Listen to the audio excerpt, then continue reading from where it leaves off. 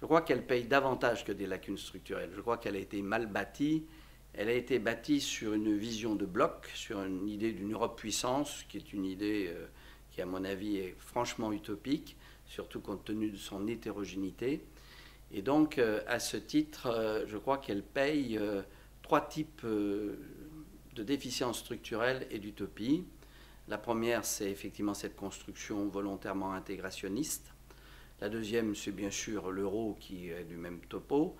Et puis, je crois qu'elle paye aussi, je dirais, une utopie historique qui est celle qu'aujourd'hui le monde a changé, qu'on est rentré de plein pied dans l'ère des puissances relatives et qu'on n'attend plus de blocs. En réalité, vous avez des relations transnationales qui se développent fortement et le type même, je dirais, de concept même d'isthme étroit européen avec une préférence communautaire qui a complètement disparu montre que nous, Français, nous avons des intérêts certes pour l'Europe, mais nous avons des intérêts pour le monde entier, intérêts économiques, politiques, culturels même.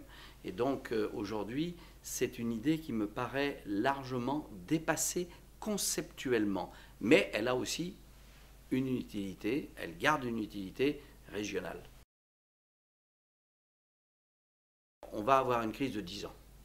Nous sommes en crise et donc les faits parleront d'eux-mêmes. Le système est en train d'imploser sur sa lourdeur et paralysie.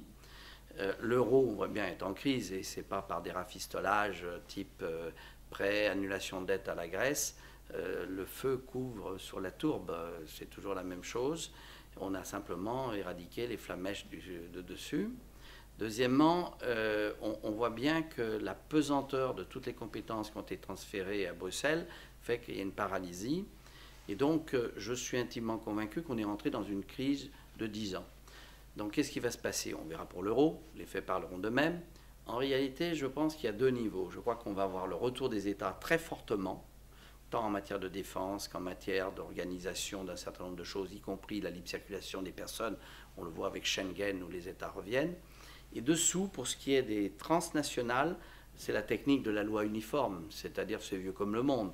Ça, on n'a pas attendu la Commission pour faire des règlements sur les transactions bancaires, des choses comme ça.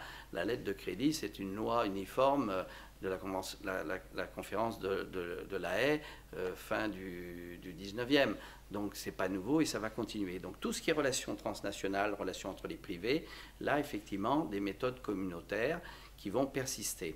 Donc, on voit bien qu'elle va se développer à un double niveau, interétatique, transnationale, avec des méthodes en dessous. Et en réalité, on reprendra beaucoup de compétences qui doivent revenir de Bruxelles au niveau national.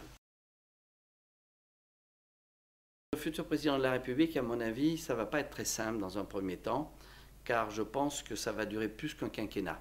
La remise à plat, la refondation de l'Europe va durer plus qu'un quinquennat. C'est une affaire de 10 voire 15 ans. On est dans le temps long. Je crois que le prochain président de la République, à un moment, il va se rendre compte que l'affaire est paralysée et que nous sommes dans une impasse. Si j'étais celui-là, il n'y a pas de chance, eh bien, il y a un moment, je casse la baraque.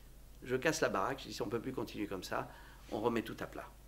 Je crains fort que ça ne se passe pas comme ça et qu'on va plutôt être dans une phase de dépérissement lent, qui est la pire des choses. Et puis à un moment, eh bien, ça explose ou ça implose et ça repart. Donc le prochain président de la République, ce que je lui souhaite, quel qu'il soit, c'est qu'il ait le courage de comprendre que le système est foutu.